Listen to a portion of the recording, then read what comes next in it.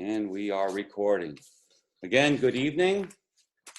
I'd like to call the special meeting of the City Council and Board of Education Ad Hoc Committee for Thursday, April 30th, 2020 to order. The time is now 6:33 p.m. And I see that we do have a quorum. However, I would like to call roll just to make attendance and minutes keeping a little bit easier for the recording secretary. So I am Joe DeLucia. I am the chair. I am present. Ms. Gould. I am here. Is present. Mr. Betancourt. I am here. Is present. Mrs. Romansky. Hello, I'm also present. Thank you. Mr. Koulis. Present. Mrs. Present. Staley. Thank you. Present. Thank you. Mr. Kalsa.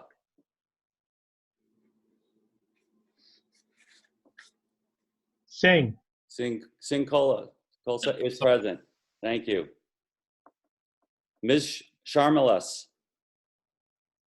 Yeah. Yep, I see her. She is present. Thank you. Mrs. DeSazio.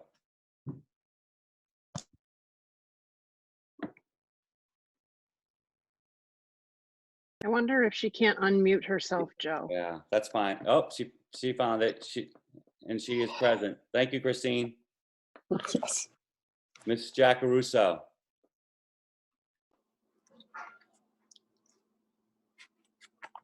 Mrs. Jackaruso is present, correct? Present. Thank you very much. All right, that's wonderful. We are also joined by the superintendent of schools, by the city manager. I have not seen the mayor's phone number pop up yet. Okay, well, thank you for that, everyone. So moving on to item number 2 on our agenda, the adoption of the April 23rd, 2020 meeting minutes. There you are. You're on there now. Is there a motion to accept the minutes as submitted and circulated? I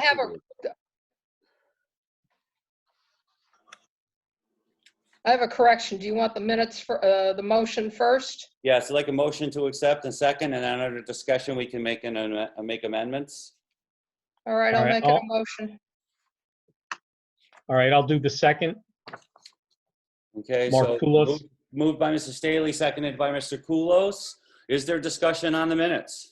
Yes, I don't quite know what happened, but I'm not sure it needs to be a correction as much as a clarification. It's on page 2 of what printed out for me, and I don't know what that is for anybody else, but the discussion where I asked Mr. DeLucia how he envisioned the clerical position at City Hall. And there was a statement in the minutes that suggested that I said it would be unacceptable. No, let me back that up. Excuse me. The discussion was about a clerk at City Hall working under the supervision of the HR director. And I asked a question about what exactly, how he envisioned that, what they'd be doing.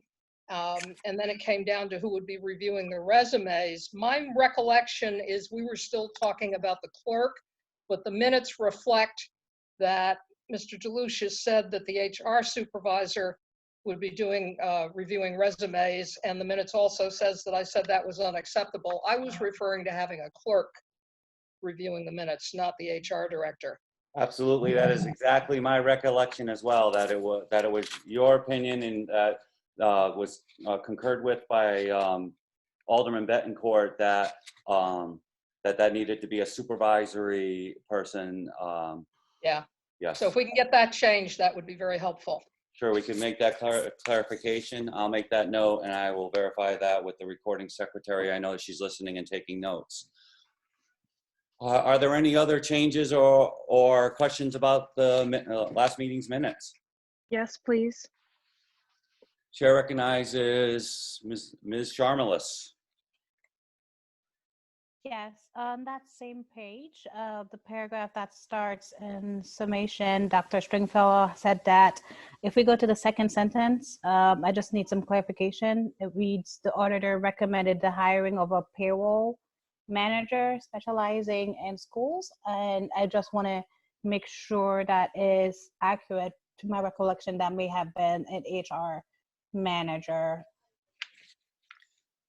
Yes, and I see the superintendent, and she can unmute if she wants, but I see her nodding in agreement that that was her intent, that the auditor's feedback was, go ahead, superintendent.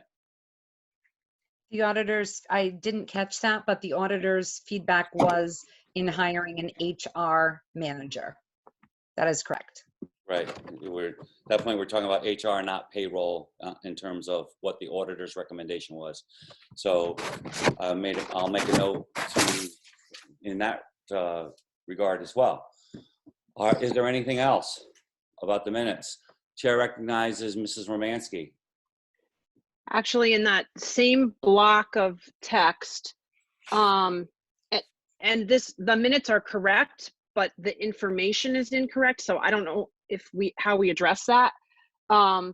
There's a statement that says both expressed their dismay with the HR hire being paid $125,000 plus benefits, and that's just, there's just a mistake in the dollar figure. It's not 125,000, but that is what was said in the meeting. So I don't know how to fix that. Okay, so that, You know what I mean? right? So the minutes record what was said. That was what was Okay. said. So that needs to remain. Gotcha. Our continued discussion about that exact dollar amount will continue. Okay. Okay. Thanks. I wasn't sure on the technical aspect Yep. of that. I appreciate it. Fair question. Is there anything else on the minutes? So then I entertain a motion to accept the minutes as amended. So move, Yvette. So, and seconded by Mr. Betancourt. Second. Okay. All those in favor now, to help the recording secretary out and the fact that we are doing virtual meetings, we will vote on all motions by roll call. So please unmute and just be prepared to respond as I call each of your names. Jack? Okay? Is this unmuted? Yes, it is. Okay. All right. So the chair votes aye. Never mind. Alderwoman Gould, Aye. Alderman Betancourt, Aye. Mrs. Romansky, Aye. Mr. Koulos, Aye. Mrs. Staley, Aye. Mr. Kalsa, Aye. Ms. Sharmalis, Aye. Mrs. DeSazio, Aye. Mrs. Giacaruso. Aye. The minutes are accepted as amended unanimously. Thank you all very much. Moving on to the next item of our agenda, old business, just the review of the purpose as laid out in the resolution that created this committee. Just quote the one line that is most central to our work. The expectation of the City Council of Norwich that the ad hoc committee shall or is to provide the members of this ad hoc committee with an opportunity to communicate, share information and ideas, and to collaborate regarding the means by which the city may best meet the financial provisions necessary for the educational needs in Norwich. And having said that, we will move on to new business. Item 4A, review of budget summary examples. In your email packets and attached to the agenda were a couple of budget summaries that Alderwoman Gould found that she would like to lead the discussion. And I'll turn the floor over to her at this point to describe what she found and also bring it forward to discuss in this group. Thank you very much. Go ahead, Stacy. Thank you, Joe. So I was able to find online New London Board of Education budget, the RAM Board of Education budget, and I believe the other one was from, Joe, correct me if I'm wrong, because I don't have it in front of me, West Hartford. was West Hartford. The best example of I think of a concise budget was the one presented by New London. So one of my questions that I wanted to find out is if the Board of Education for the city of Norwich could prepare a budget similar to the one that New London has. It was 3 pages, it was concise, it really got down to the brass tacks, and I was hoping that we could have a similar budget presented to us by the board.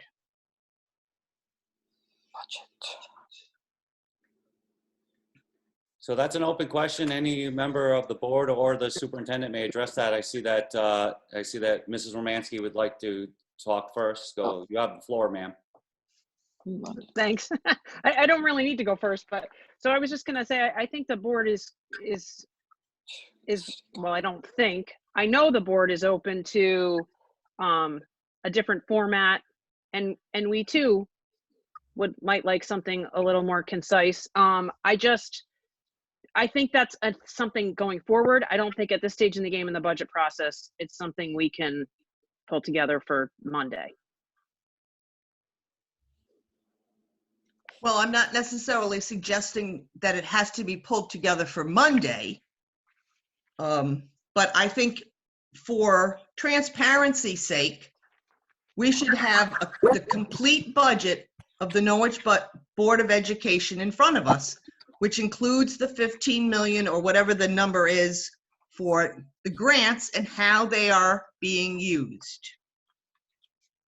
Because I think there's a misconception that it's 81 or 83 million dollars to run the school system in Norwich, and it's not. So Stacy, just to make sure I understand. So the thing you like about the new, because now I have it up, it took me a second, I apologize. There was a lot of attachments and a lot of emails about this meeting.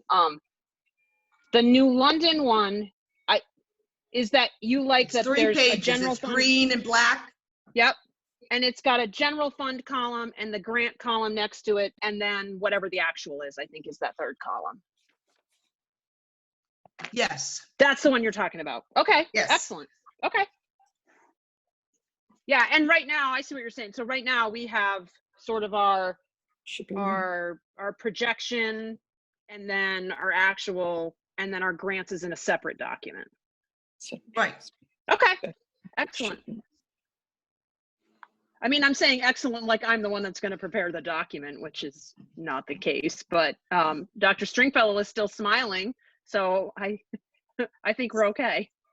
So I just want to make sure that everyone received the response to Mrs. Gould's request, the 2 pages that I sent yesterday. And so wait a minute, would that be the answers to her 5 questions, or? Yes, because one of her 5 questions was this one. Okay. Well, I would have I didn't get a response. I sent it yesterday around 1 p.m. to Mr. DeLucia and to the city manager, because I was fearful fearful is a strong word. I didn't know whether it was appropriate to send it to the entire board, or because I received something indicating it may be an open meeting violation if I did so. So I apologize if you didn't get it.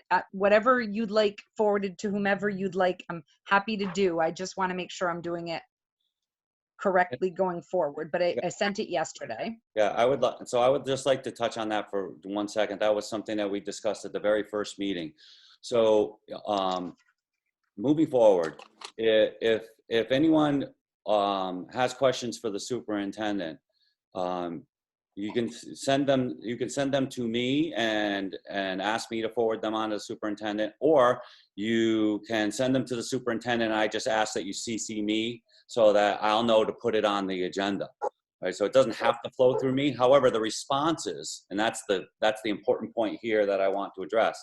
The responses should go back to the person who asked the questions and Okay. come back to me as the chair so that I can make sure that it is part of the discussion in our next meeting. That's the way I would like to handle that, so that information does get out. Those responses did get sent out earlier this afternoon to every member of the committee. And they will be part of our minutes for this meeting. Right now, the link on the agenda only has Alderwoman Gould's questions. So, So one of Joe, the- I'm sorry. so I apologize because I thought when I asked you about that yesterday, you said to send them to you and you would distribute. So that one's totally on me, Stacy. I apologize for that. Well, it's quite all right. So one of the items that I addressed is, are we open to a new format always? What usually happens is that you start a new format at the start of your budget cycle, because what you're seeing from New London and Hartford specifically, I'm not sure about RAM, that looks like a Word document, usually is a summary document, an executive summary document, fields that flood from the actual budget calculations through Excel or some sort of a software. And so to be able to take the information that we gave you in one paper and the information we gave you in the other paper and merge them together is not a big idea concept. Typically, it is a big idea concept right now because we don't have a grants coordinator. And so I could cobble something together for you, but I agree with Mrs. Romansky that if it's going to be super helpful to you, I'll try my absolute best to get that done in this budget cycle. We just don't happen to have the staffing in the grant department right now to be able to help us with that. So I'll be doing it myself and I'll give it the good old college try, but it's not, I wanted to put that caveat on it. Folks, But for next year, I think, I'm sorry. no, go ahead, finish your thought. So for next year, we're happy to create whatever kind of a budget document is clearly readable, understandable, and pleasing to the community, to the citizens, certainly to the council, and to our city partners. We typically, you do the same format that you've done in the past, so that there is transparency from year to year. So someone in the community can pick it up and say, I have last year's, I have the years before, I have the last 10 years, and these all make sense. That's what I walked into in the beginning. I didn't hear from folks saying that they wanted us to look at a new format, but we're happy to look at a new format. It's just unusual this late in the budget cycle, and I certainly want to make sure that it's accurate. That would be obviously very important to transparency. So I work for the Board of Ed, and whatever they direct me to do, we will do our very best to take care of. Format. Thank you. So before we go any further, I'd just like to ask you that for the number, because we have a number of people listening in, please identify yourself even if I recognize you from the chair by name, please identify yourself when you respond to a question or when you speak, okay? Thank you very much. Okay, Alderman Bettencourt is next in line. Has had his hand raised. Yeah, so first, as far as what we're talking about, I think part of the issue, if I'm not mistaken, from Alderwoman Gould, is that we want to make sure that the grant funds are shown in the budget. Typically with the budget, we haven't in the past considered the fact that the grants are coming in. Now, personally, I recognize that every grant you get has caveats. So you have specific program requirements, when you have a grant. So that funding goes to those caveats, whatever the requirements are of the grant, that a program that you have to have. So sometimes there are programs we have a great need of. I think on occasion there might be some question of whether or not the programs are working or not. I don't know. that's up to you all, but on the Board of Ed and the superintendent. But certainly, when we look at these things down the road, as far as having to fund them ourselves, those are considerations you're going to have to make. So I've always, in my previous government experience, we looked at programming as we established a set of metrics, what we expected from the program, and tried to, and if it didn't meet those metrics, we generally considered suspending funding for the program. So just putting that out there. As far as what we're talking about here goes, the rest of it, I'm going to agree that it's a little late in the game to go into something else, and I would rather you take, I think our approach would be better made at this point in looking at controlling the spending function at, what we're doing in the budget itself, rather than trying to get a nice, neat, clean presentation going at this and spending effort on that, and especially the superintendent's time if we don't have someone to assist with some of that stuff. So that'd be my opinion. I'm just thinking in terms of priorities. That at this point, we've got about a little over a month before we got to pull the trigger on the final budget, and we really need to start locking down some. Then we'll be voting on a preliminary budget on Monday, so we need to start locking down some numbers. Thank you. Thank you. Ms. Charmelis, you are next. It would be difficult. Yes. I just want to first off say thank you to Alderwoman Gould for finding some of the examples for us to review. I do like the idea of showing the funding that are coming from our grants funding as we're working towards reducing our reliance on grants. It would be great to have one document that actually shows some of the costs that will have to be absorbed in the general fund. So I concur that this year may not be the right year for us to explore this new format, but I think having both the general fund and the grants in one spreadsheet would be something that I'll be interested in exploring as well. Okay, thank you very much. Is there anyone else that would like to comment on this particular agenda item?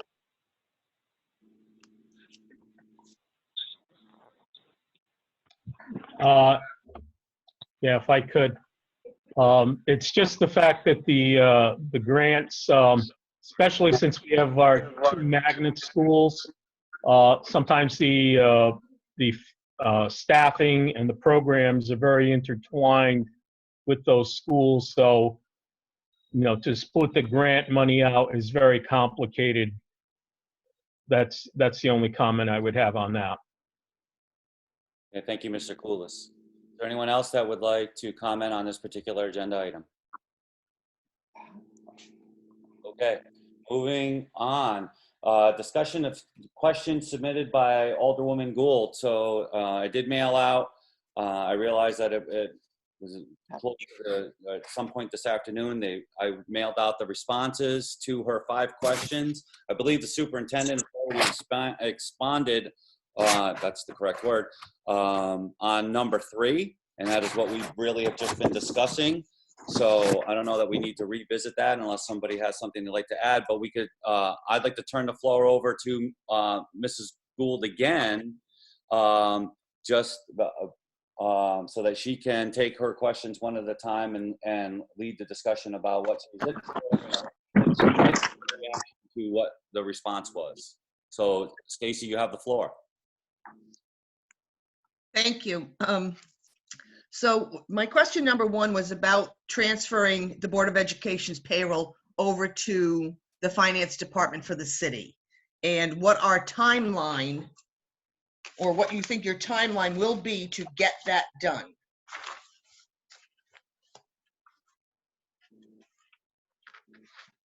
So to any member of the board or the chair? Anybody who can answer that question. Mrs. Gould, I'm so sorry, but do you, as we sit here today, have my responses? I do not, no. Okay, how should I email them directly to her, or how can we get them to her? Stacy, they should be contained in an email under that title.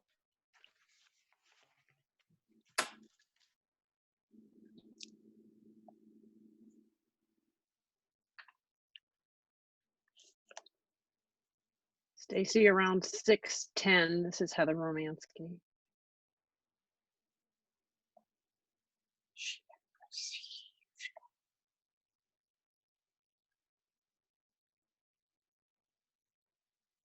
Well, I can open the document. I'm unable to, I don't want to read it now. So I guess I Would you will like me to pass. respond?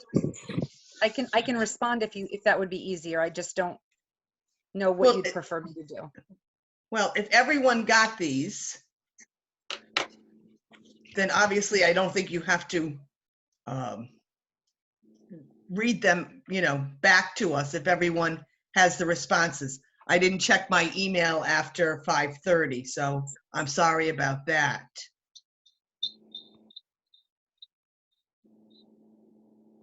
Mr. And I- Chairman? And I'll I'm sorry, I can't figure out where raise my hand is, but anyway, I would like to suggest that maybe Dr. Stringfellow could summarize her responses, so then the people who are listening in would know what we're talking about.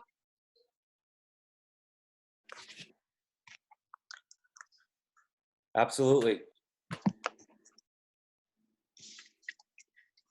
Sorry, just unmuting myself. Okay, so my response was, as we see it, there's sort of two big ideas. One, we're really a little bit concerned that these discussions may cause our two payroll folks to reconsider their employment with the Norwich Public Schools.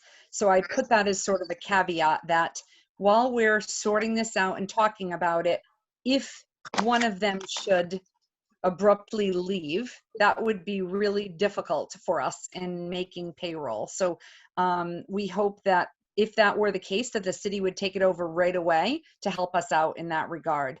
Things are good right now, but we're a little bit concerned about that. It's also essential that I feel to ensure that our employees are treated fairly in this transition. But from our perspective, the city could take over the Norwich payroll, which currently includes the Board of Ed and adult education, because we already merged those two entities immediately. Now that we have two employees that are Munis trained and that are effectively doing our payroll. That's different than in January when we had the one Munis employee that was trained quit and the other employee had not yet been trained. Athena Nagel had received an email recently from Mr. Pothier, and it looks as if the city would be receptive to doing that now. And the only caveat that we wonder about is that Mr. Pothier's email spoke of food service, and food service is a separate entity who's they're not in our operational budget. And so before that part was transitioned over, we would respectfully request at least a conference call among Josh and Athena and Erin from food service so that we could inquire as to what Josh is envisioning. I mapped out what I would see as the next steps if this was something that the city would be interested in taking on immediately. One, I would think that they would have to create a merger start date. Could be immediately, 1 week, 1 month. That's certainly up to them to decide based upon what they feel their capacity is. And then I would imagine they would have to determine if they were planning on offering employment to our two employees. If it were me, I would start with our union employee. I would decide what union or role you would be offering her into, and sort of figure out, is that a role she's going to accept? Or am I going to be transferring her somewhere else in her own bargaining unit and dissolving the position on our end? In either case, we would be dissolving the position. If the city were hiring their own personnel, then I would imagine if it were me, I would want to start that process right away. And certainly we would continue to hold it until they were ready to pick it up. And then they would repeat that process with our payroll coordinator. And so we're partners here, and we await the city's decision on that part. I also put in a question that the process for the maintenance and custodial group, I imagine, would take a similar format. And if that department is going to transition to the city, it should likely be done before July 1st. Right now, as you can imagine, we don't have a dire need for our unfilled maintenance director position. And so Ms. Nagel has taken on that role while we're in closure. But we're all talking with the governor and with certainly the city manager about our reopening plans. And as they start to come to fruition, we're going to need somebody who's in charge of our physical plants. And so I would respectfully request, if that's going to occur, that it occurred before the start of the fiscal year. If not, I would respectfully request that we be given permission to seek out a facilities manager.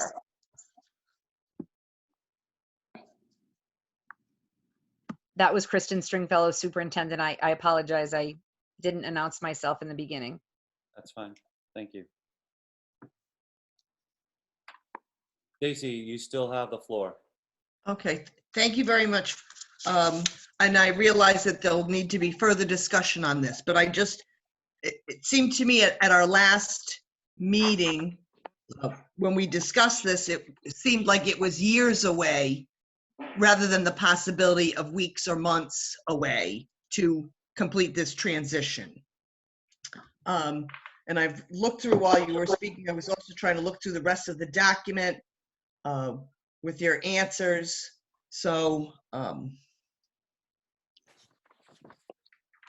don't think I have anything else right now. I'll read these. If I have any further questions, I will submit them to the chair and to yourself, and look forward to your responses.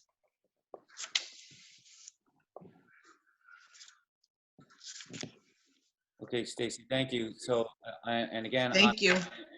Thank you very much. And again, on that note, if you're going to send questions to me and not to the person that you would like those questions forwarded to, please let me know that I'm the only one getting that. And I would ask that also on the responses. It was my understanding that Alderwoman Gould was responded to directly, and I was just getting the responses as a courtesy so that I could keep them with all of the other documents. So just a little bit better on the communication on my end and on both ends. So I appreciate that very much. Thank you.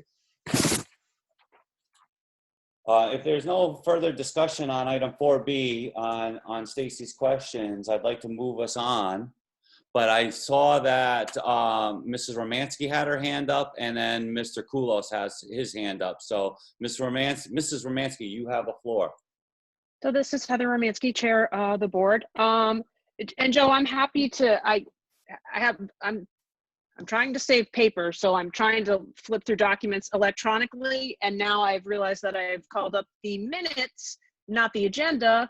So I just wanted to talk a little bit about shared services. I think that's what we're kind of calling, or transition, or I don't know what we're calling that, but that piece of the conversation. If this is not the right time for that, I'm happy to be quiet for a minute.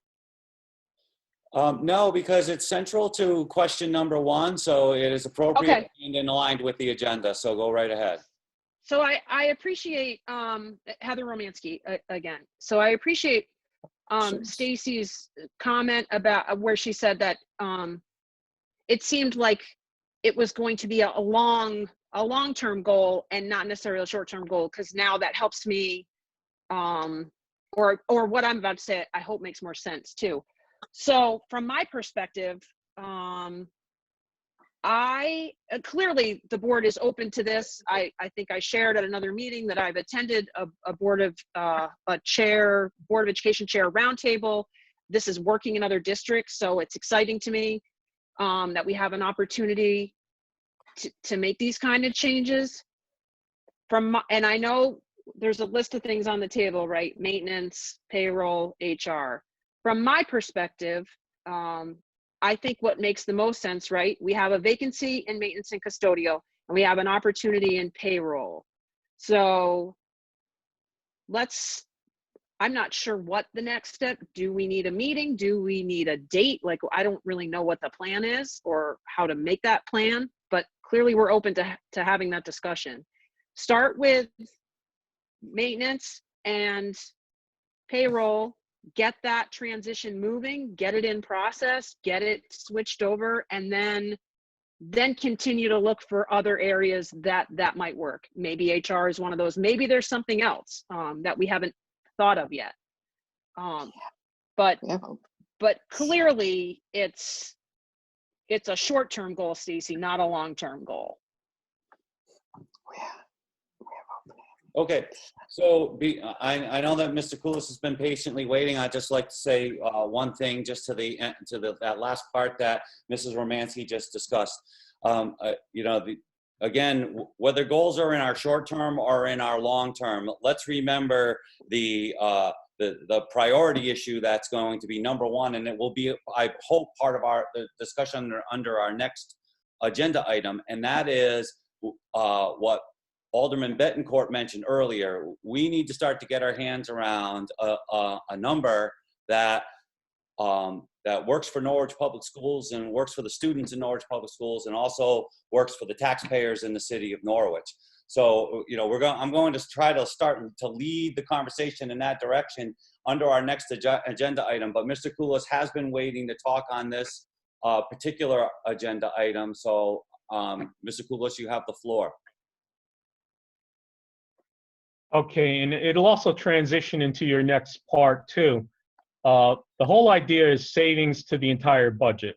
We're one budget, we're not separate budgets.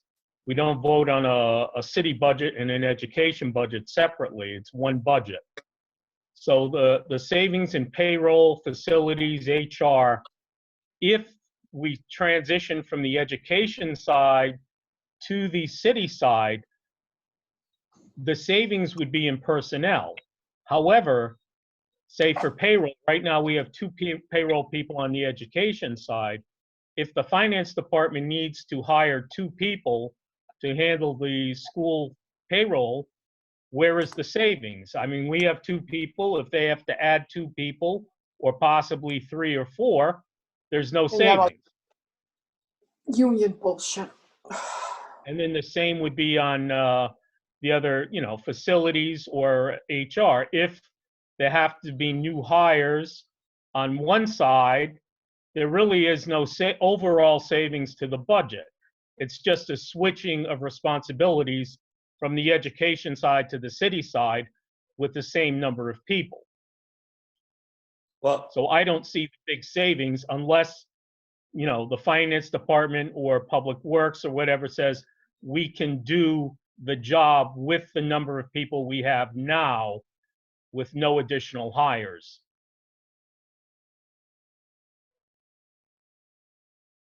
Are you finished? I'm finished, yes. Okay, thank you. So I would like to just take a moment just to respond to that.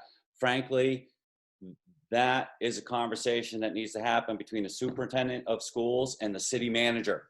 And that's where that conversation is going to happen. That's where that analysis is going to be done. And that is one of the places where I don't want to armchair quarterback from this committee to, you know, to the, you know, down to the people that know it better than we do. So we can express our concerns and we could express our ideas, but it will really be up to those two leaders to sit together and have those conversations. The city manager would like to add to that point. So Mr. Salomon, you have the floor. Thank you, Joe. The only thing I want to add is that we've taken a deep dive into the maintenance item now, and it is complicated because there are a couple of unions involved, which would have to be resolved. Unfortunately, the custodians and the building maintenance on the city side is a different union than the Board of Ed. So that would have to be reconciled. And then we have to decide if we consolidate the personnel, the big question is, can we do it with less people? Just the supervisor alone is not a lot of savings, considering the upheaval that you're going to put into this thing. So we have to look at and get pretty in depth with what the job requirements are of the custodians on the Board of Ed side, to make sure that we understand it from our side. I certainly wouldn't want to say we have 25 participants now and we only need 20 without knowing exactly what the requirements are for building custodians. They function differently in the Board of Ed than they function in the city. And we have to understand that in that part. Now, as far as the payroll goes, Josh is here, and I wanted him to comment a little bit on that. The horse is out of the barn to a certain extent because there have been hirings, and I understand that. So what Mark was saying has a lot of relevance to it. So we'd have to see how we would integrate those people back into the situation. I think that Josh is on. I don't know if he can hear. Is Josh able to respond, Joe? Yes, and he just unmuted himself. So Josh, would you like to add to the city manager's comments? Sure. Can everyone hear me? Yes. Yes. Hello? Yep. Yeah. Okay. All right. So the document that I had sent in January about this assumed the merger of payroll, accounts payable, and human resources benefits. And in that scenario, we would have to hire like multiple people in order to do both the city and the schools jobs for that. But if it were just payroll, I don't know that we would have the same level of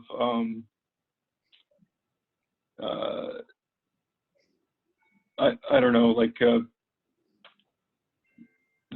same level of savings, and because what I envisioned was 2 people doing payroll primarily, 2 people doing accounts payable primarily, and all of them being cross-trained.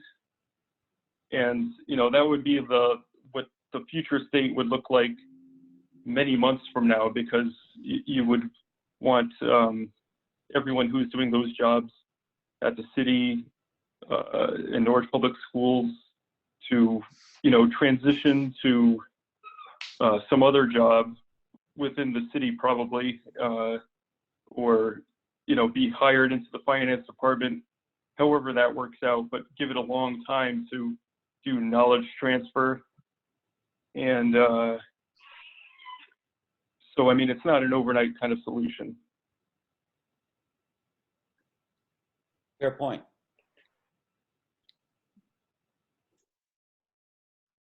Okay. Thank you, Josh. Welcome. So, Mr. Salomon, anything you'd like to add to that before we move on? Only that we're ready to do this transition, and it could take time. I think that's what Josh is trying to say, because it goes beyond payroll. It is part of the beneficiary of having the 2 systems combined, that even accounts payable could be part of the solution.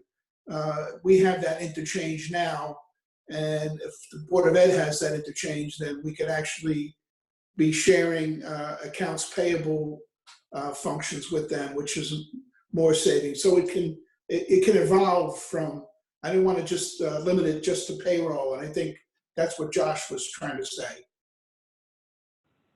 Yeah, what I would hope for is that everyone who is currently employed by Norwich Public Schools in the city continues to work for Norwich Public Schools or the city unless they choose to leave on their own volition. And we're just stronger together. We have more depth, but it's centralized so that with 4 people doing 2 sorts of tasks, cross-trained, if someone's on an extended leave or retires or quits, you just have a lot more depth. And, a lot fewer errors are made, and, it's just a better succession plan. Perfect, thank you.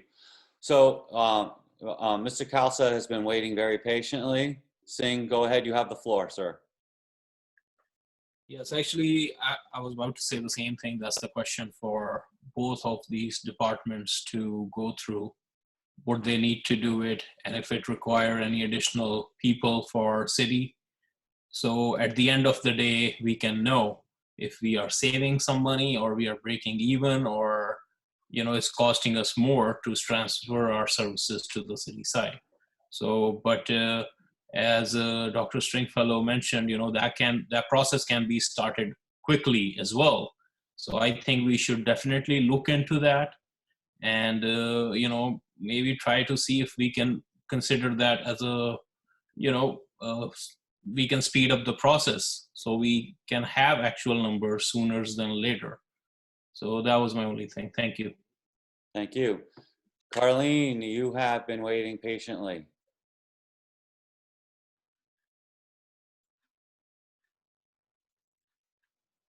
You have to unmute yourself.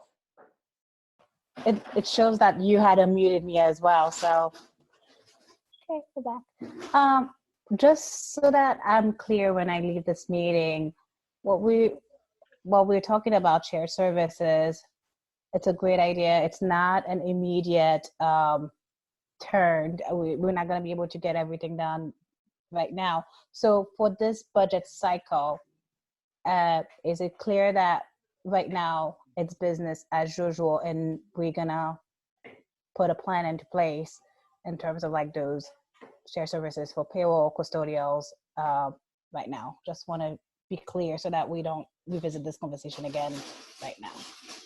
Right, well, so I'll just address that quickly, and there are a couple of people who are waiting to speak, but to the extent that this committee discuss the issue and make recommendations, I believe we've taken it as far as we can, because we have made it clear to the city manager and the superintendent of schools that we want them to get in a room and talk about this issue and try to work out a plan that makes sense on a lot of different fronts.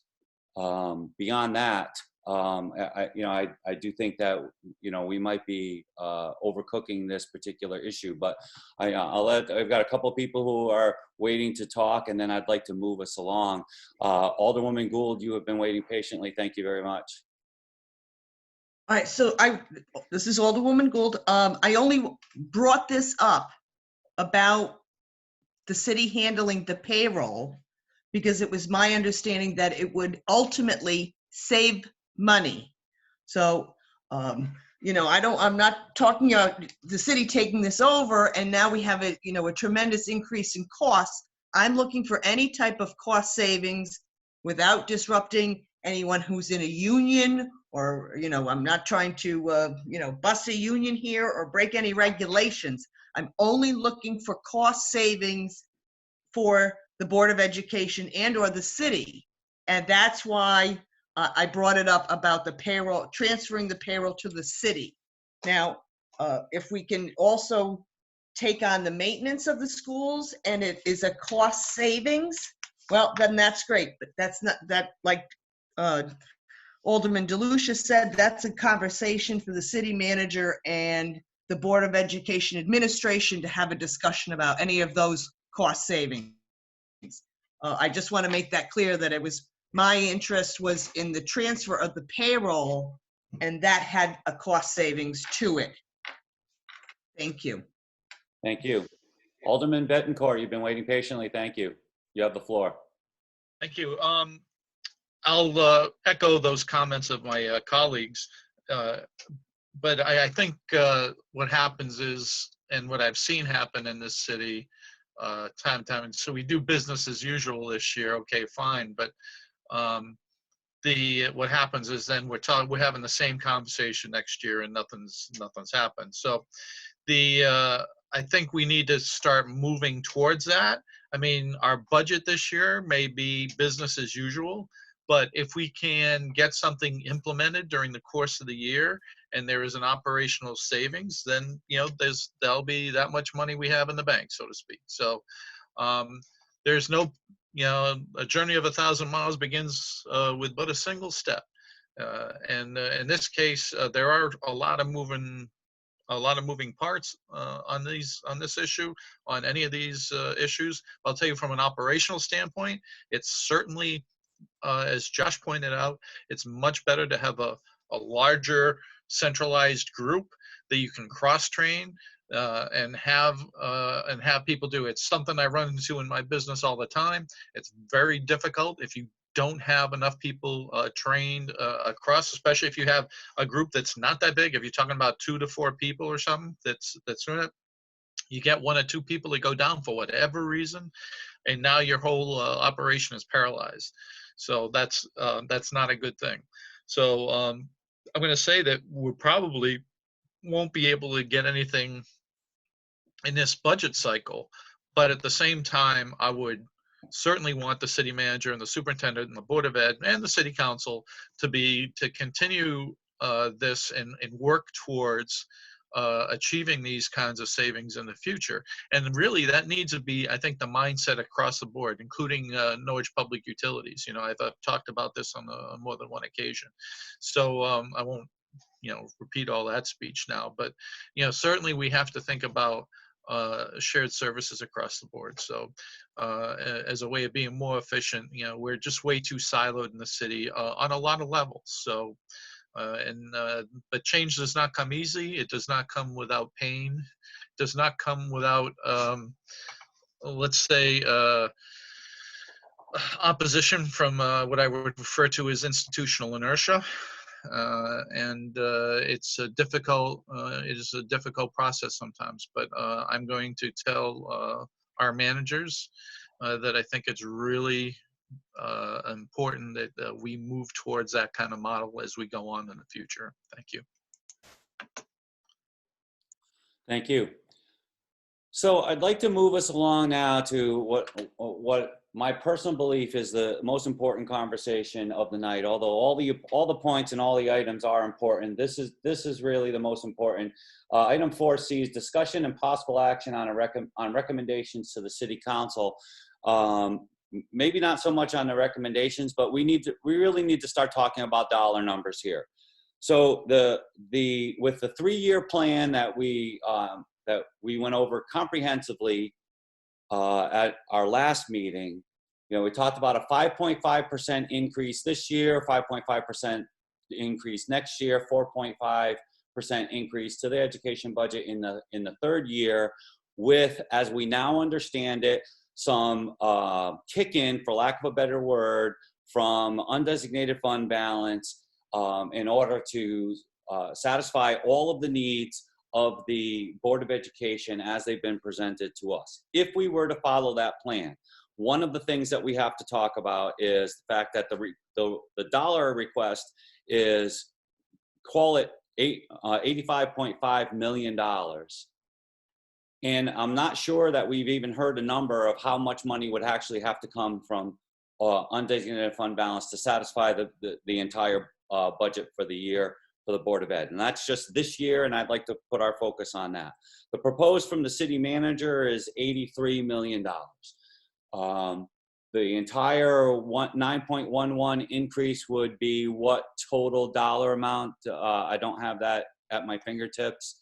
If Superintendent Stringfellow, if the City Council were to say, here's the entire 9.11% increase, what would that dollar amount be roughly? You could just stall for about 2 minutes. I will figure that out. Hold I'm on. I wasn't. I'm also looking. I just trying to pull it up. Sorry, I should have given you a little bit of warning on that one. But my point is I'd like to open the discussion on where that dollar number needs to be. And again, trying to serve two masters as we do every year, the needs of the kids in the public school system and the needs and the taxation tolerance of the taxpayers in the city of Norwich. That's what I would like to focus on tonight before we wrap this meeting up. I don't know that we'll have a recommendation for the city council. I'd be happy if we did, but if we don't, we can continue the conversation. But we need to start the conversation, and we need to start talking about dollars right now. So I'll open the floor to anybody that would like to share ideas or has anything to say. Mr. Koulis has his hand up, so sir, you have the floor. All right. Well, firstly, I think the discussion has to start with about a month ago, we were running about 1.1 million in the red. I don't know what the effect is of the COVID right now, if we have any savings, if we've chopped that number down at all, or if it's going to be more. So that's really where the discussion has to start, is what is the state of our finances now, and are we going to need to dip into the undesignated fund balance to meet our responsibilities for this fiscal year before, so we have to start from the status quo before we even talk about what's going to happen in the future. So I don't know, Athena, once you start, do you have any idea what our status would be right now as far as the state of our finances and how badly we are running in the red, or are we going to be in the black as far as numbers go for this fiscal year? So I'm going to start if that's okay.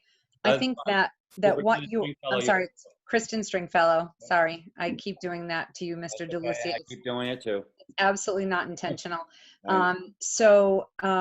I think that what you're hearing from the federal government, from the state government, and local educational agencies and local cities and towns is that this entire COVID structure is moving the ball in different places all over the field. So at the very beginning, we were hearing there might be a glimmer of hope in that we might have savings in like fuel oil for the transportation of buses.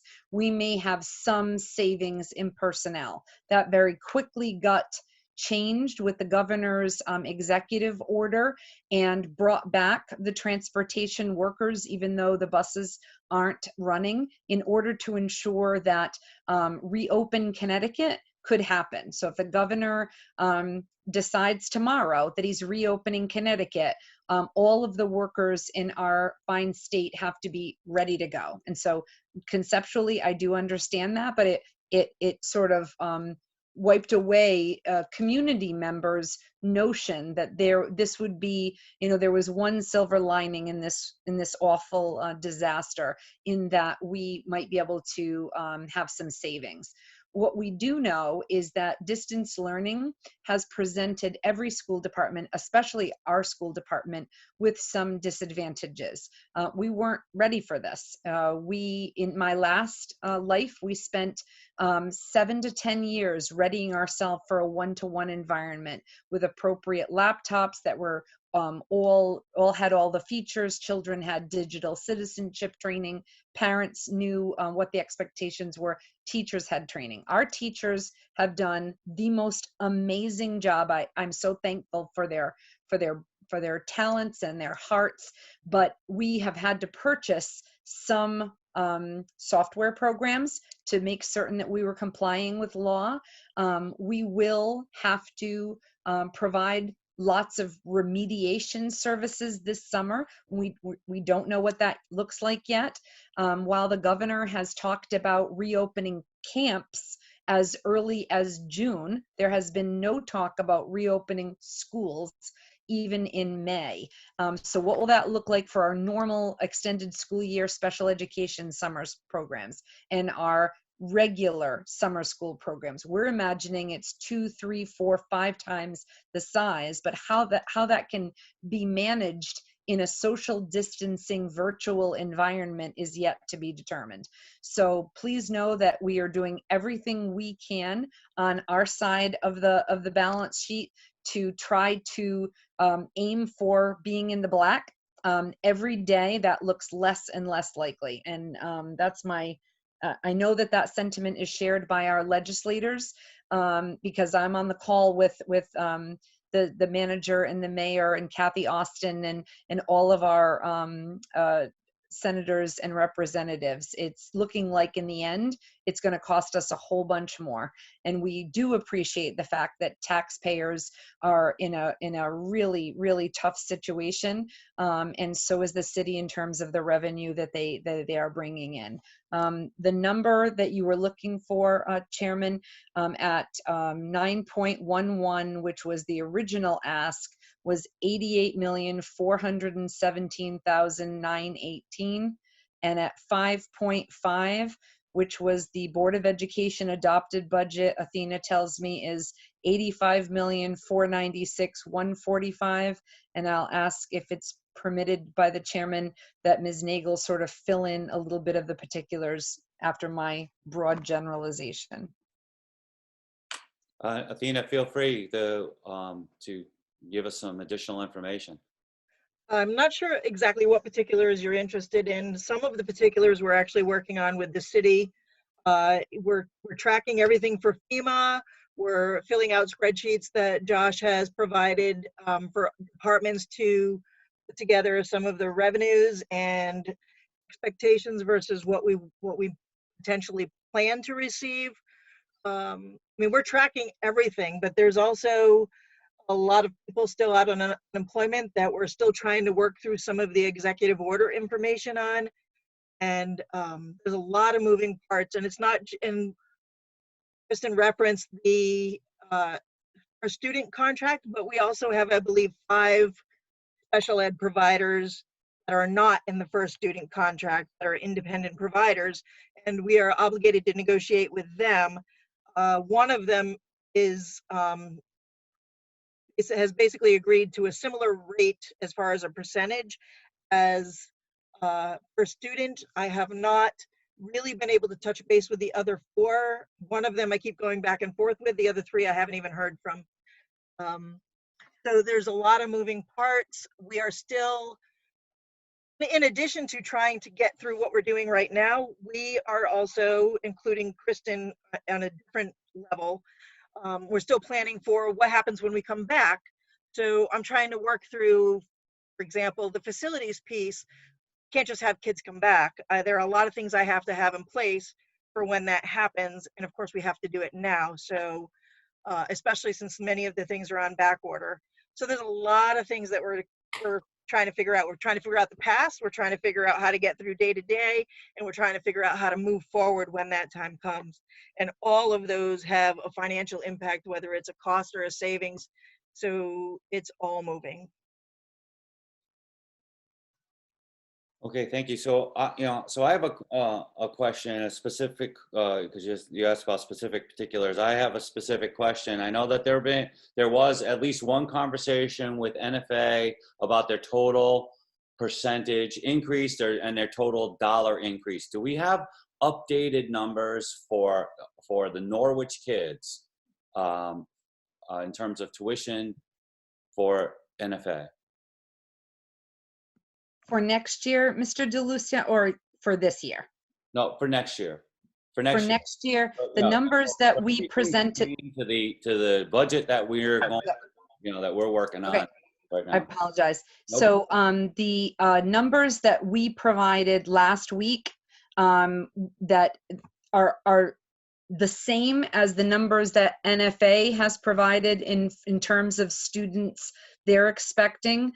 We have a discrepancy of perhaps 2 children that we envision in one category, they envision in another. That of course gets resolved in a PPT with the parent and the teachers. But our numbers and NFA numbers that we presented last week are as similar can be. I can pull that up for you if it's not right in front of you. Well, I only have the letter from the Norwich Free Academy Communications Department. Unfortunately, it's not dated, but it says Norwich Free Academy 2020 hyphen 2021 budget at a glance, where it says that the overall budget, it doesn't say whose, 37,845,000 and change. Is that their budget number, or is that how much how much Norwich Board of Ed's going to be expected to pay NFA? This is the NFA letter that was part of the packet for the last meeting. I will have to look that up and figure out what you're referring to. But if you look at the slide presentation that we gave last week, it references the exact number of students. We are both planning on, hold on, I believe it's, now I just lost it. Can you reference the heading of the letter that you have, and we'll look for it. The letter that I have is one page on the NFA letterhead. It says Norwich Free Academy 2020-2021 budget at a glance. Okay, So we'll look at it. While Kristen's looking for that, this is Athena. Yep. There were several documents that we had at the last meeting, and one of the documents was from NFA, and it had some handwritten circles on it, circling numbers. So if you look at that one, on that document that came from NFA, they forgot somehow 21 Sachem students. The 21 Sachem students, it equals an awful lot of money. And we confirmed with our sources at NFA that they were short by 21 at Sachem students. Athena, I'm going to let Jamie speak to that, because I think that Jamie came in on it one more step further, and we reconciled what they left out of that piece.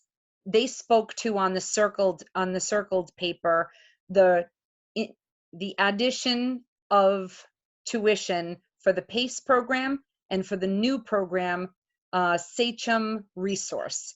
What I'm not sure if they were asked for, because I didn't ask them for that paper, it was given to us, is there are 6 other categories where tuition students attend and where the tuition is going up at least 3%.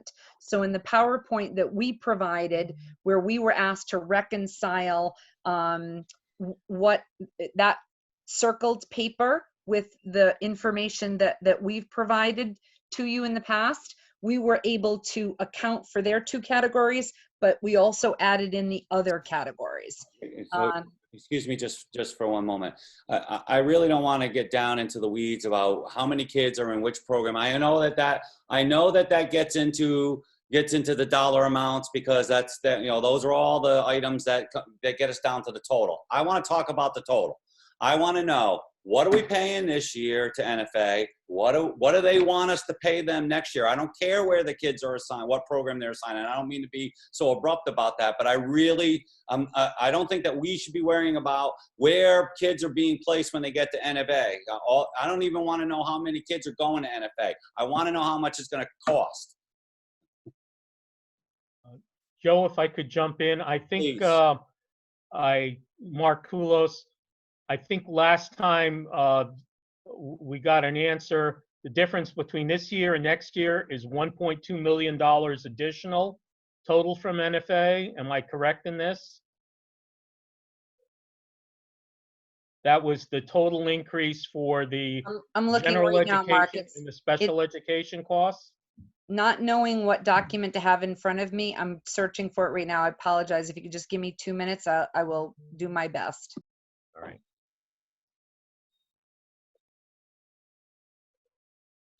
So we can put a pin in that one for a second while the superintendent looks for that. But yeah, so it's a $1.2 million increase. That's fine.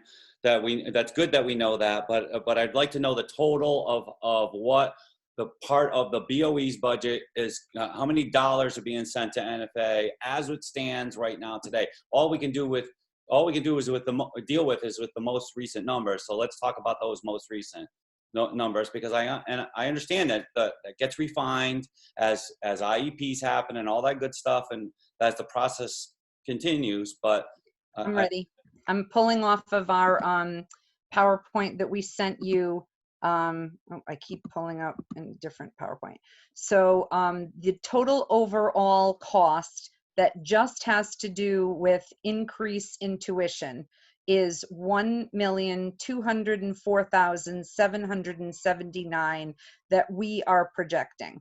NFA's letter with the circles on it speaks to the increases only in PACE of about $399,565, and the new category of resource SACHM, $148,071. But what I don't know if they were asked. I don't want to say they were missing this because I don't know what they were asked to provide. If they were asked to provide the increases in those two programs, that's what they provided. The increases in ILSP will be about 18,000, in ACES about 35,000, in regular resource, which is not the SACHM resource program. I apologize to cut you off, but again, you're going 2 levels down into the weeds where this committee needs to be focused. The only other thing that I would like to know right now, before I let the number of people who have their hands up speak, is how much money right now today is NFA expecting from us? So if you look at slide 8, I don't. I'm sorry. It's in excess of $20 million. It's NFA tuition. It's other costs, para-educators that we send to NFA, speech language, teachers of hearing impaired, occupational therapy, etc. Their tuition, transportation, equipment. So if you're looking just at tuition, it's an increase of 1.2 million. If you're looking at everything, it's in excess of 20 million. Total pay, certainly not a $20 million increase, but 20 million in total dollars. If I may, I think Joe is looking for how much money we're sending NFA this year, how much are they expecting next year for the total? Exactly. All right. So while you get that together, Mrs. Romansky has very patiently been waiting. Thank you very much. Mrs. Romansky, you have the floor. Heather Romansky, it was unclear to me if you were asking for what costs to NFA were for all of our students or for just our special education students. So that I think Mr. Kulos clarified that. Everybody. Yep, everybody. What's the total dollar amount that we are spending the NFA this year, and how much are they expecting next year based on the information that we have? Yeah, I think it's like 25 million, $26 million. Okay. Alderwoman Gould, you've been waiting patiently. Thank you. You have the floor. So I am looking at a document that says NFA Cost Projection as of March 23rd, 2020. So is that document outdated, that it says that NFA is looking for a total cost of $24.1 million for next year's education tuition? I can answer that. This is Athena. Yep, Yes, that is what they're asking for. Plus, we have additional costs that Dr. Stringfellow was referring to, such as paras, specialists that we have to send in there, transportation, and so forth. So there's a whole other list of costs that hit Norwich Public Schools that pertain to NFA. So it's the 24 million plus about $1.9 million in related costs. I'm Could sorry. you give me the related costs again? I'm sorry. Well, I'll get you the exact number for this year anyway. So related costs, and I'll read you a summary of list of what they are. All right, just let me ask you this question. You have another page, NFA total cost projections for 2021. Yes. Okay, so the total cost That's it. $31.2 million. That's what we believe. And again, it's a projection. That's what we presume. We won't know for sure till we get the bill. But that's correct, Mrs. Gould. Okay, but you have not, if I'm looking at this correctly, this other total costs, you have not adjusted in any way, shape, or form from the current costs. Correct.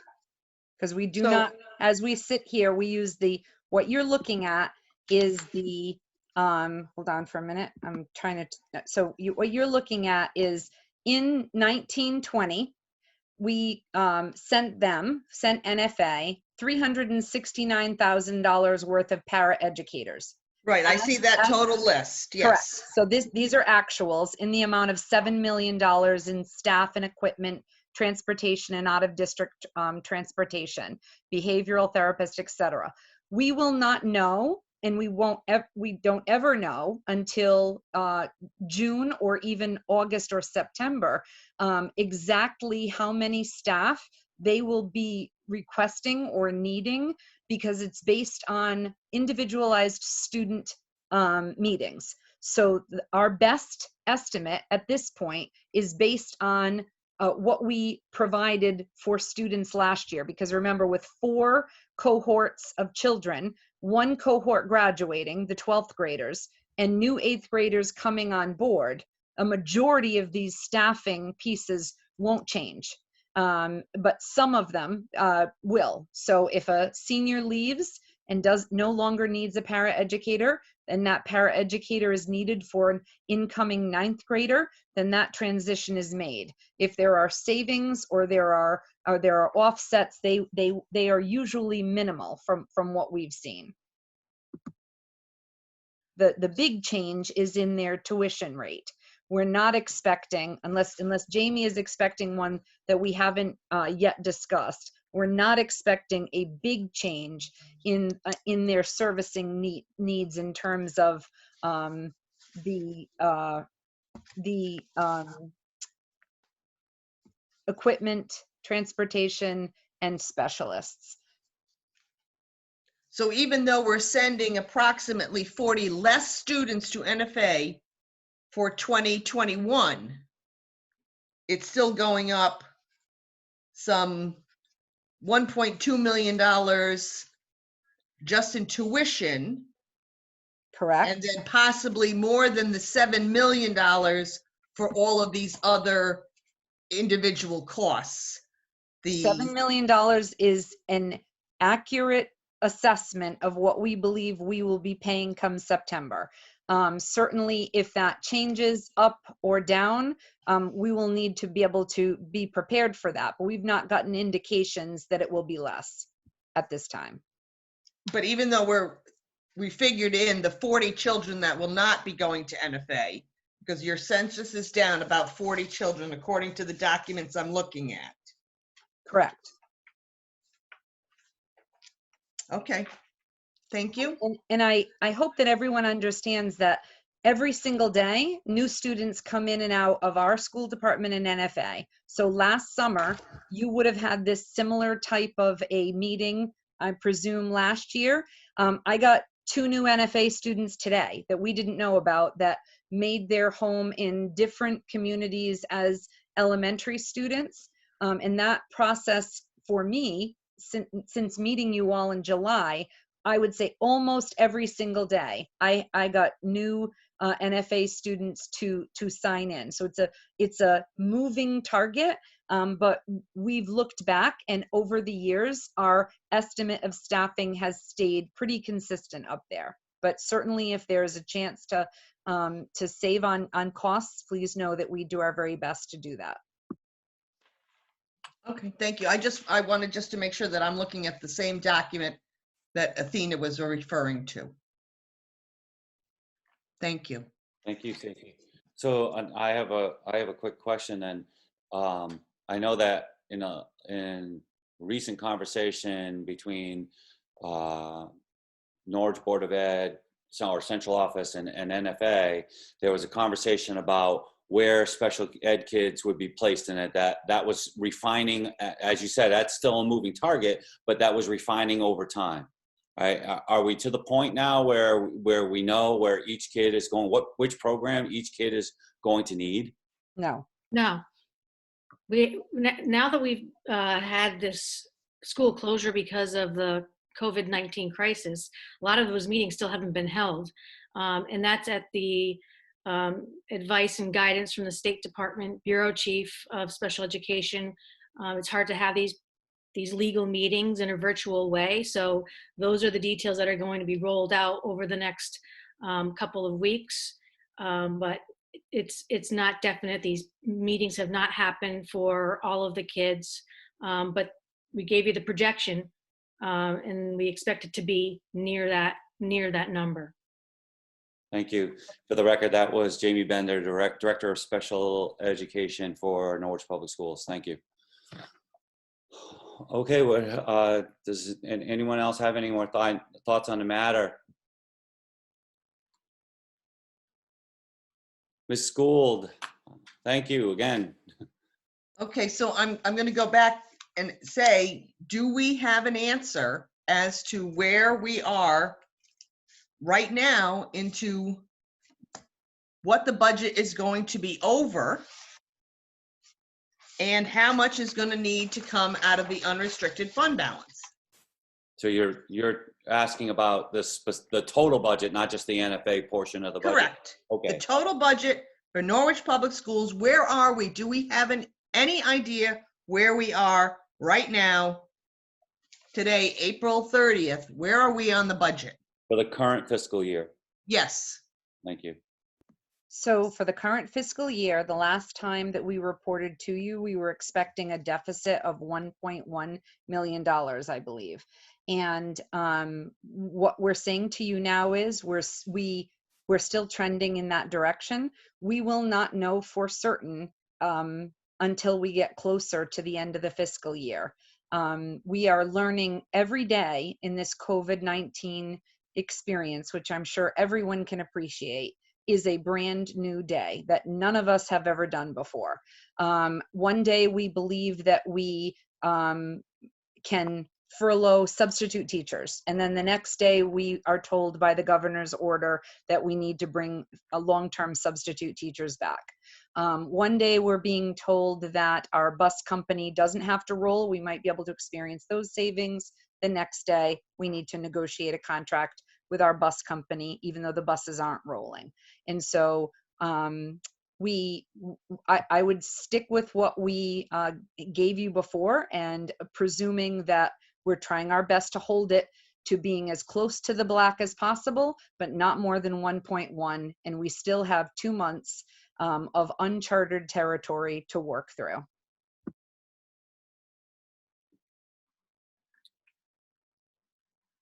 So Alderwoman Gould, that satisfy your question?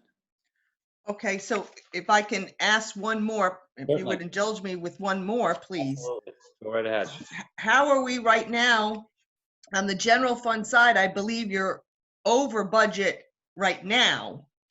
As of what I got from the finance department for the month ending March 31st, I believe you're already over budget now. So if you're saying you're going to continue to be over budget, is that 1.1 million with the information that you provided to the city already? I can answer that. This is Athena. We are not over budget right now. The document you have is not correct, and the city's aware of it. But of course, they are required by state statute now to post where we are. Problem is, we're having a problem with the Munis setup.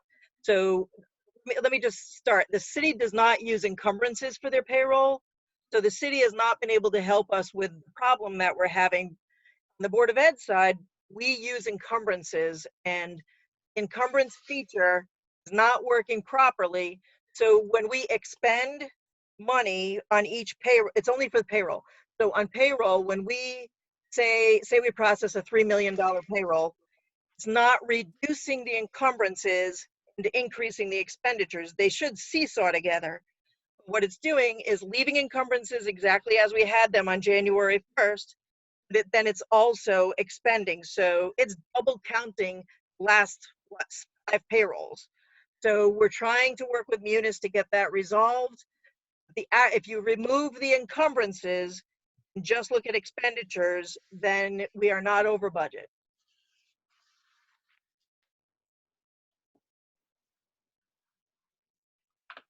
Stacy, is that satisfied? Okay, well, so when will we have corrected numbers from the city?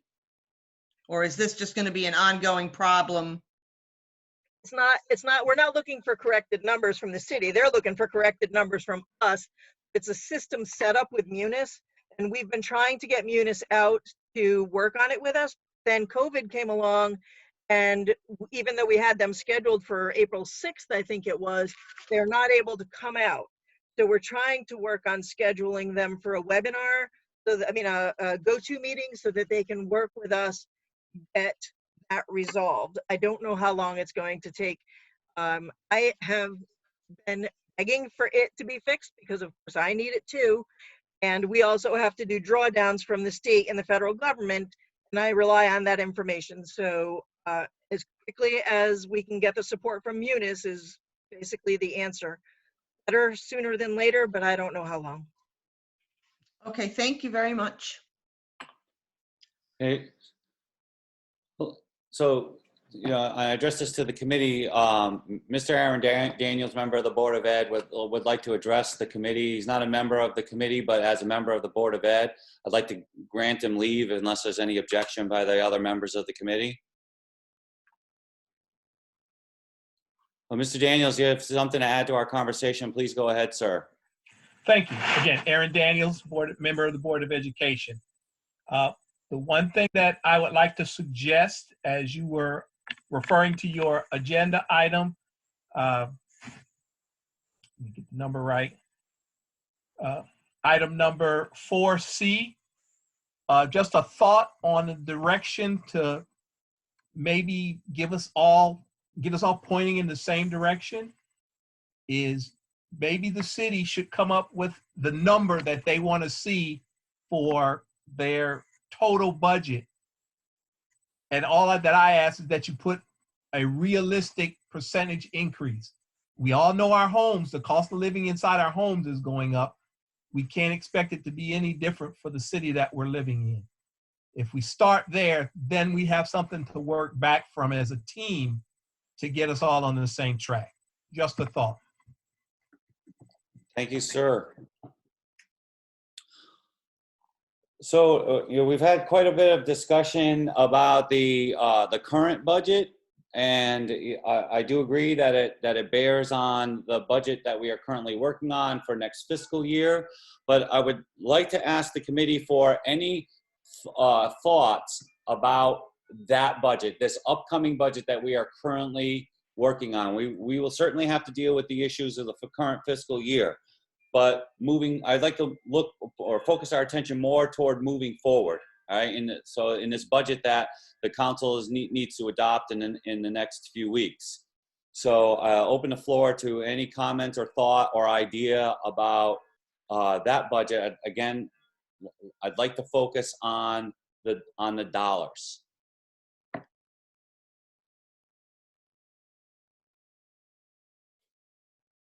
Wow, a lot of blank stares. That's okay. I would say that Mr. Daniels' comments are well taken by the chair. I will say that it's the reason why I was hammering so much on the NFA increase, because as much as we're trying to refine that number and working with the academy, that's a number there, or the percent increase and the dollar amount of increase is something that we have to take into serious consideration on the city council when we talk about the total funding for the Board of Ed budget, because I believe, this is my personal belief, that we can't keep siphoning from our pre-K through 8 in order to fill the increase that's being paid to the academy. That's not making anybody a bad guy. That's just my personal view. to Mr. Daniels' point, that hard number is easier to refine from my standpoint when we know exactly what the NFA number is going to be. And I understand it's a moving target and it will remain a moving target, but a moving target in the tens or even $100,000 versus a moving target in the millions of dollars are two completely different things. And at that, I'll leave it alone and open up the floor again to anybody else who would like to speak. Someone did have their hand up and I guess lowered it. So if you would like to speak, please indicate. Joe? Mr. Mayor, Mr. Betancourt has been waiting and I will come to you next if that's okay. Thank you. Mr. Betancourt, you have the floor. I'll yield to the mayor. That's all right. I'll wait. All right. Mr. Mayor, you have the floor. Thank you. Good evening, everyone. Interesting discussion once again. Just to review quickly, last week we talked about further discussions with NFA. Some more discussions will take place tomorrow between the David Klein and the city manager. I didn't get as quickly as I had hoped the response, but those discussions will go forward tomorrow. In fact, David got back to me during the meeting tonight by texting me to confirm that opportunity. So they will speak. I know people are hoping to have more people on that discussion. I'm still going to go for that. And that means our superintendent and our chairperson, Heather Romansky. That hasn't happened yet, but that is moving forward, a discussion with the city manager and David tomorrow.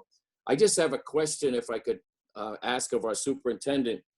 In looking at all of the special ed issues, there was a caveat that stated that the NFA cost projections were based on the higher amount until categorization is clarified. And I'd like to know where we are on clarifying where each child is in a program and how volatile that may change based on the IP individual placement that takes place. Can she speak to that about the categorization, please? She's nodding her head. Feel free to respond. This is Kristen Stringfellow, superintendent. So, Mr. Mayor, we reviewed that at some point on this call. As of last week, Jamie Bender, special education director, and I feel that we concur with and have always, since the March 23rd vote of the Board of Education, concurred with the total number of students that both we and NFA feel is going to NFA, and largely which programs we presume students might choose within 2 students. So that since March 23rd, from my perspective, has been resolved. Okay. I don't know how to respond to that, only to say that there still seems to be a difference, at least in the headmaster's opinion. So I'm going to hope to clarify that tomorrow for everybody finally. And I understand with the new additional program at NFA that caused some of these discussions to broaden, and more clarity was needed because they had different values now for child services each year. And not to get into those reads either, the tall grass, but hopefully we'll have more information after tomorrow's discussion. Wonderful. Thank you, Mr. Mayor. Mr. Betancourt, thank you for your patience. You have the floor. Yeah, as far as the mayor's comments, I certainly would want, I would want to hear from NFA what they think the bottom line number is.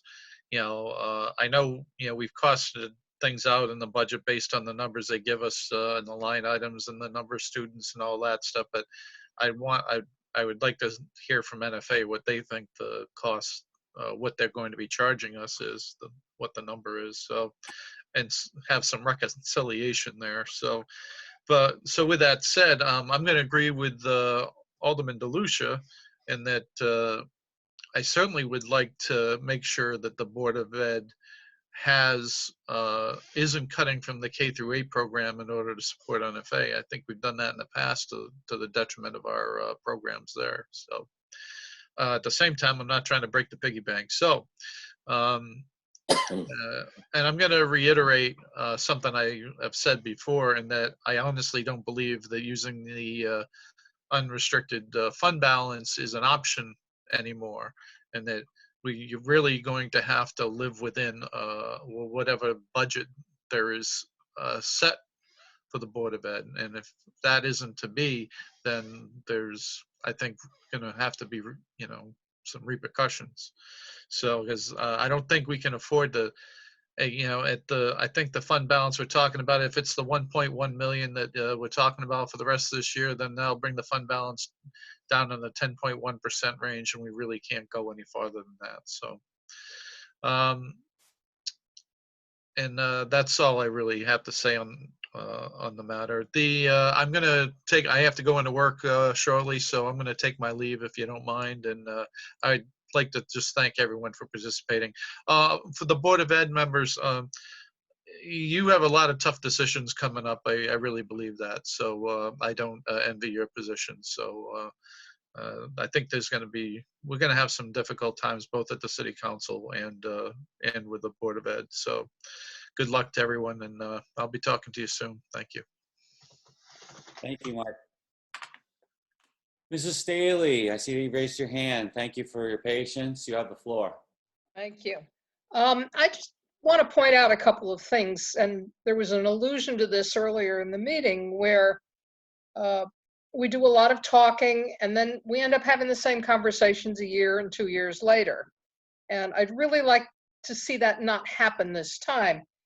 And I want to bring up something that I talked about a couple of years ago and just bring it up again and see if there is a way to move it forward. It's not going to help us right now for this year's budget, but I really think, in response to what Mr. Betancourt and what you said,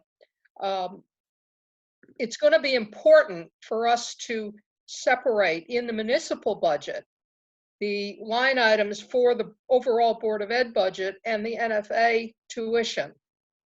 And it's my understanding from the previous discussions that that requires a change in the charter, and I think we need to do it and stop talking about it and stop finding reasons that that can't happen. Because and this goes back to when my kids were in first and second grade. So we're talking 35 years that this has been going on, where the NFA tuition goes up for whatever reasons, and there is not a commensurate increase in the K-8 budget. I well remember being at a Board of Education meeting when Mark Graves was chairman, so take that back that long, and having that very discussion.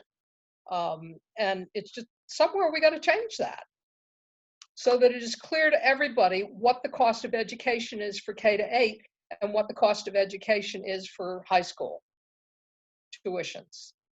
And that we're not always cutting back on services and really doing a disservice to the K-8 kids to accommodate the expense of high school education. So I would encourage, I don't know whether it's Mr. DeLucia and the other members of the council or just where this generates, but to put that on the list of things that we really ought to start to do. All I got to say. Thank you very much. So I just have one more thought on the item of the total budget.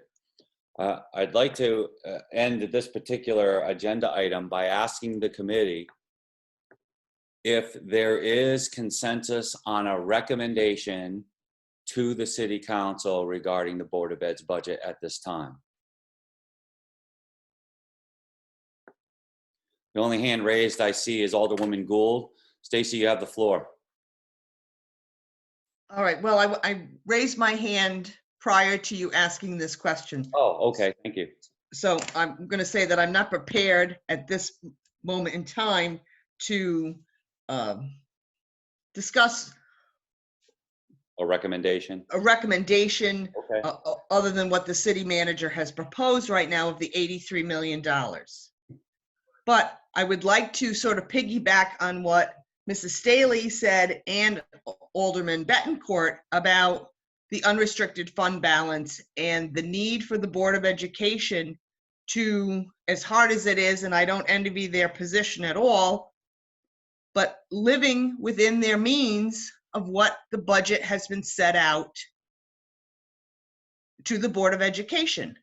Because we could have other departments, certainly we have some very expensive departments out there who could say, well, listen, the Board of Education does it all the time, so why can't we go over budget? And we'll go into the unrestricted fund balance and we'll use that to cover our costs, and we'll worry about this next year. We can't keep doing this.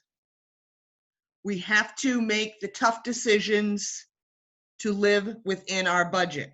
So my question is, at the city manager's $83 million recommendation, does the Board of Education have any idea how much money, are they going to be able to live within that recommendation? Or again, are we going to be talking about this next year that, oh, we're millions of dollars short and we can't do this? And that is why I think it's necessary for the citizens, the taxpayers, the businesses in Norwich to know what the whole complete budget is for the city. That it's not just $83 million, that number is closer to $100 million. And if you want to break it out on a line item of what the elementary school costs, the middle school costs, NFA costs, that's fine. That would be great too. And that's why I think trying to rework a budget or a presentation of the budget similar to what New London does would be extremely helpful. They break it out. You can, if you go to their website, you can see it. It's the whole budget presentation is almost 97 pages long. And they'll tell you what each school costs to run. And I think that would be very helpful for the taxpayers to understand the total budget and what it costs to send our children to NFA, what it costs to run our elementary schools, what it costs to run our middle schools in total with the grants. And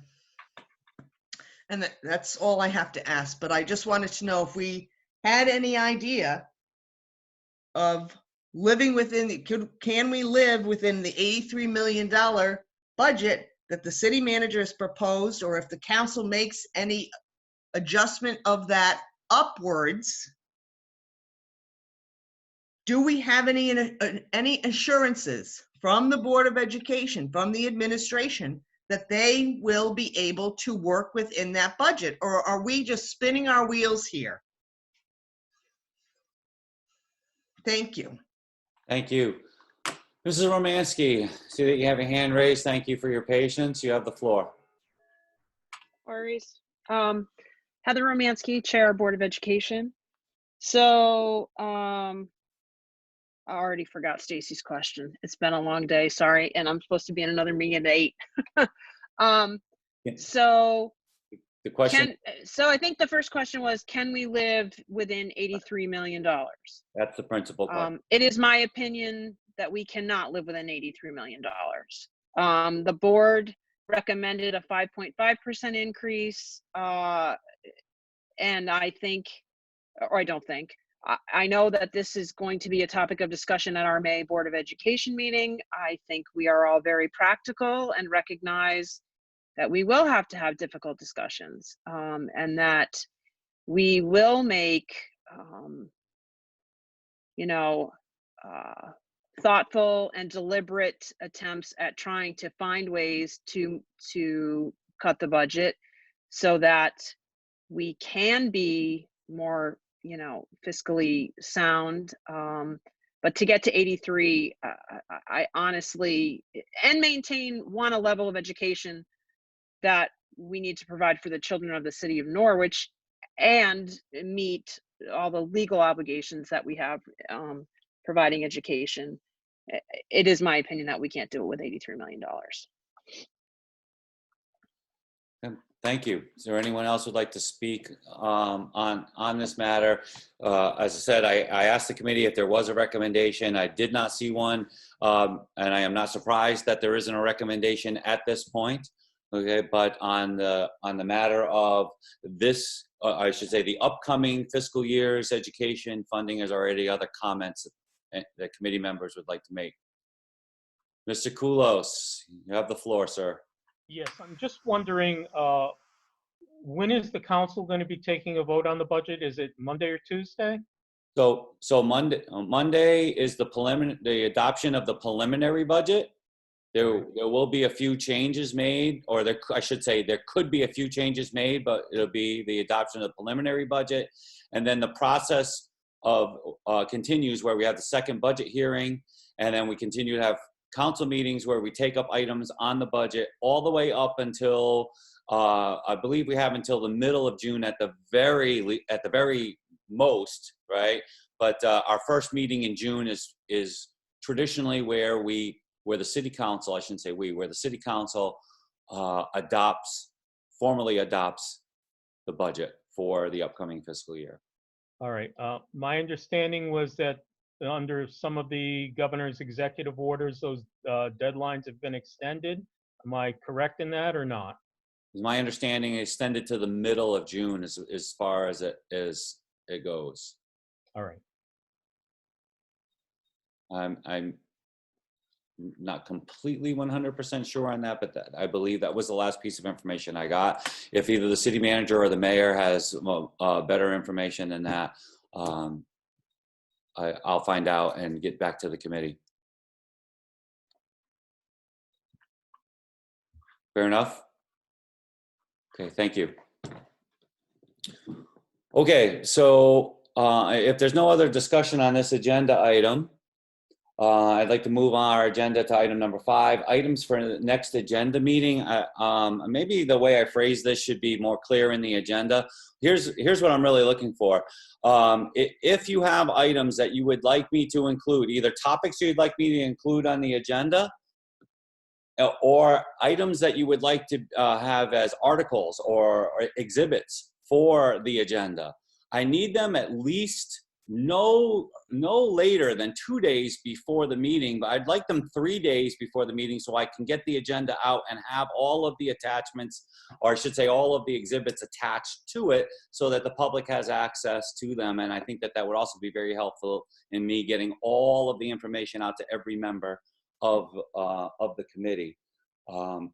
So if you have items for the agenda, please email me. And if you have exhibits, please make sure that you attach those and send those to me as I just described. Moving on to item number 6, scheduling of the next meeting. I think my recommendation to the rest of you is that we meet again in a week, which would be 5/7. That would be after the adoption of the preliminary budget by the council, but it'll be a few days before the next Board of Ed meeting. I think that could be a productive meeting for us, unless anybody has any issues with that date or conflicts.